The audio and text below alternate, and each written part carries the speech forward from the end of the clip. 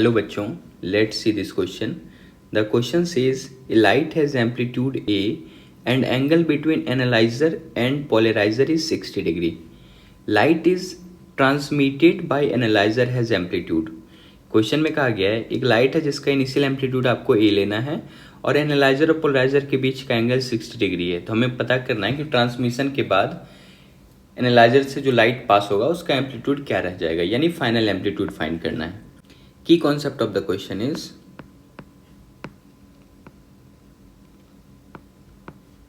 first key concept of the question is the intensity of unpolarized light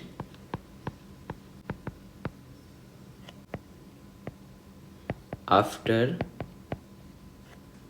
passing through a polarizer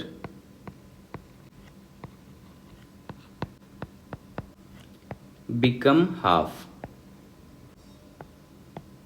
अगर कोई unpolarise light अगर वो polariser से पास करता है तो उसका इंटेंसिटी हाफ हो जाता है, ये आपको ध्यान रखना है। एंड सेकंड की concept of the question is by the help of Malus law.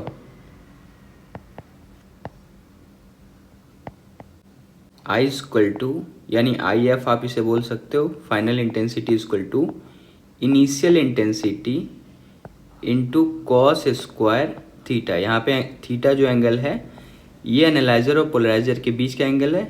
I F यहाँ पे फाइनल इंटेंसिटी है और आई आई यहाँ पे इनिशियल इंटेंसिटी है। यहाँ पे आपको ये ध्यान रखना है कि ये मैलूज लॉ जो अप्लाई होता है ये एनालाइजर के लिए होता है। पहले कोई अनपोलराइज लाइट पोलराइजर से पास होगा, फिर वो एनालाइजर से पास होगा। तो जब एनालाइजर से पास होगा तो हम लोग ये वाला इक्वेशन लगाएंगे। तो इसकी कॉन्सेप्ट की हेल्प से हम लोग इस क्वेश्चन को सॉल्व करेंगे। सपोज ऐसा मान लेते हैं कि जो अनपोलराइज लाइट होगा, अनपोलराइज लाइट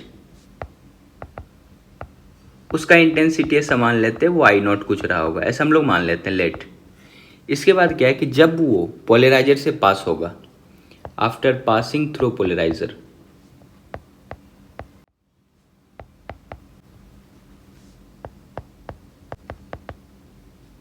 तो उसका इंटेंसिटी क्या हो जाता है, हाफ हो जाता है। तो इसका इंटेंसिटी क्या हो जाएगा, ये आई नॉट बाई 2 हो जाएगा। और यही इंटेंसिटी वाला लाइट फिर एनालाइजर से पास होगा जिसमें हम लोग मैलूज लॉ का इक्वेशन लगाएंगे।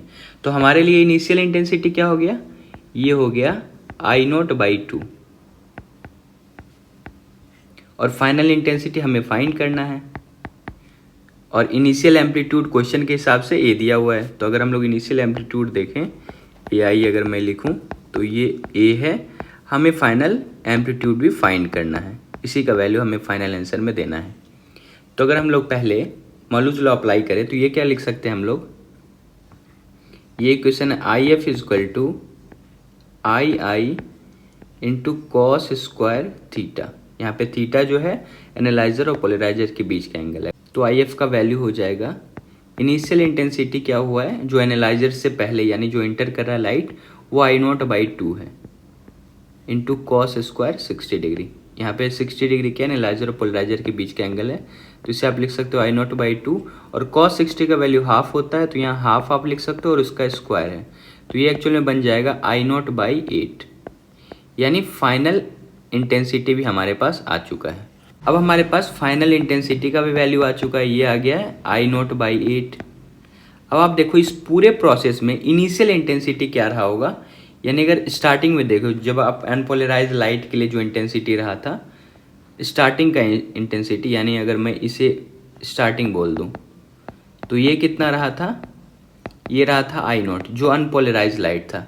और फाइनल एम्पलीट्यूड हमें फाइंड करना है, इनिशियल एम्पलीट्यूड दिया हुआ है क्वेश्चन के हिसाब से ए, ये भी हमें दिया हुआ है, ये भी हमने मान लिया था, उस हिसाब से हमारा आई फाइनल भी आ चुका है और हमें फाइनल एम्पलीट्यूड फाइंड करना है। तो मैं नेक्स्ट पेज में ले ले रहा हूँ। एम्पलीट्यूड और इंटेंसिटी के बीच का रिलेशन होता है, ये होता है I1 divided by I2 is equal to A1 divided by A2 का होल स्क्वायर। यहाँ पे आप इनिशियल फाइनल करके भी लिख सकते हो, पर मैं इनिशियल फाइनल इसलिए नहीं लिखा क्योंकि यहाँ पे दो दो इनिशियल हो रहा है। एक तो स्टार्टिंग ये हमारे लिए मेन इनिशियल हो गया, उसके बाद जब एनालाइजर में लाइट जा रहा होगा तो उसके लिए इनिशियल ये है, इसलिए हम लोग I1 I2 और ये A1/A2 करके मैं लिखा हूँ। तो सबसे पहले जो लाइट था उसका इंटेंसिटी क्या रहा था, वो I0 रहा था जब अनपोलराइज लाइट रहा होगा, डिवाइडेड बाई फाइनल इंटेंसिटी हमारे पास आखिरी का इंटेंसिटी क्या आया था, I0/8। तो ये हम लोग लिख सकते हैं I0/8, तो I0 और 8 ऊपर चला जाएगा और उसके बाद आप क्या लिख सकते हो, is equal to initial amplitude question के हिसाब से ए दिया हुआ है डिवाइडेड बाय फाइनल, यानी A2 का वैल्यू यही फाइनल है हमें निकालना है, इसका स्क्वायर कर लो आप। जब आप इसे सॉल्व करोगे तो I0 से I0 कट जाएगा, ये आ गया है A/A2 का whole square is equal to 8। तो A/A2 अगर आप रूट दोनों साइड लगाओ तो 8 का रूट हो जाएगा 2√2, तो यहाँ से आप A2 लिख सकते हो A/2√2। तो फाइनल एम्पलीट्यूड हमारे पास आ गया A/2√2। So the correct option is option number 4th। Hope you understood it well. Best of luck. Thank you.